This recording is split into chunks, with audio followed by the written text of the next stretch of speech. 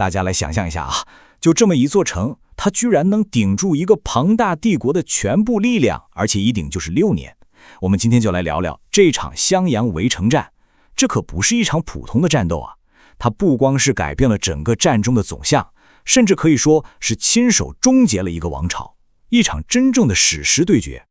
没错，这绝不只是一场战役那么简单，它的结局就真的像是在地图上划下了一道深深的印记，永久地改变了亚洲的权力格局，也决定了谁将成为这片土地的下一个主人。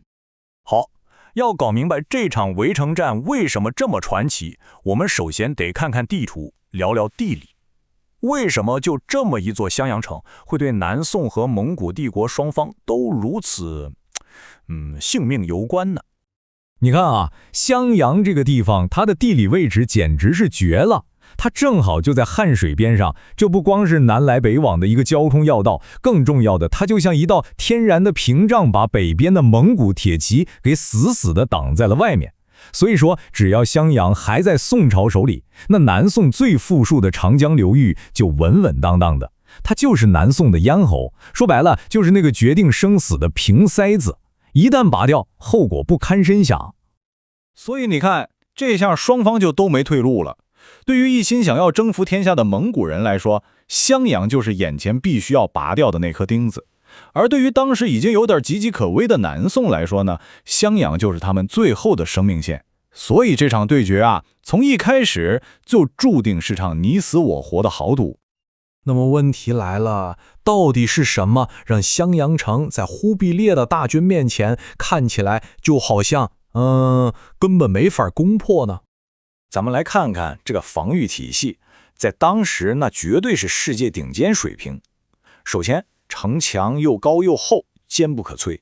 然后呢，还有一条特别宽的护城河，河里水呢直接从汉水引进来。最妙的是，河对岸还有个孪生兄弟叫樊城，两个城互为犄角，可以相互支援。再加上南宋还有强大的水军，能源源不断地从水路运送补给。这一切加起来，让襄阳成了一座几乎不可能被攻陷的钢铁堡垒。面对这么一个硬骨头，蒙古军一开始的猛攻很快就停滞了，接着就演变成了世界战争史上都罕见的一次超长围城战。整整6年啊，您想想，这对城里城外的人来说，是多么漫长的一种煎熬。从1267年蒙古大军开始包围，到后来宋军在1271年那次惊心动魄的水上增援，再到蒙古人学乖了，也建了自己的水军，把江面彻底封死。时间就这么一年一年的过去，希望和绝望来回拉扯，这已经不光是拼兵力了，更是一场意志力的终极较量。所以就形成了一个完美的僵局，一边是蒙古人铁了心要围死你，另一边是宋军拼了命要运补给，一个玩的是耐心，一个拼的是耐力。这就像是最强的矛遇上了最强的盾，谁也奈何不了谁。6年的僵局，说实话快把所有人的耐心都耗光了，眼看着归场的办法全都没用，那要怎么才能攻破这座坚不可摧的堡垒呢？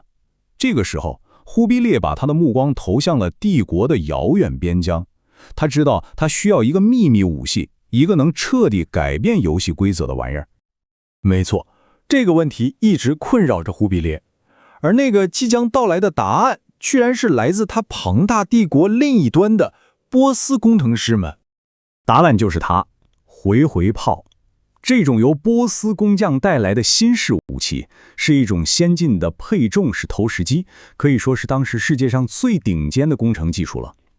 它的出现将彻底改写冷兵器时代攻城战的法则。所以这最关键的变化在哪儿呢？就在于它不再是靠一大帮人稀修的去拉绳子了，而是直接利用一个巨大配重的重力直接往下砸。你想想，这根本就是从肌肉力量到物理定律的一个飞跃啊！就是这么一个飞跃，就搞出来一个前所未有的恐怖武器，能把那么厚的城墙砸得跟块饼干似的。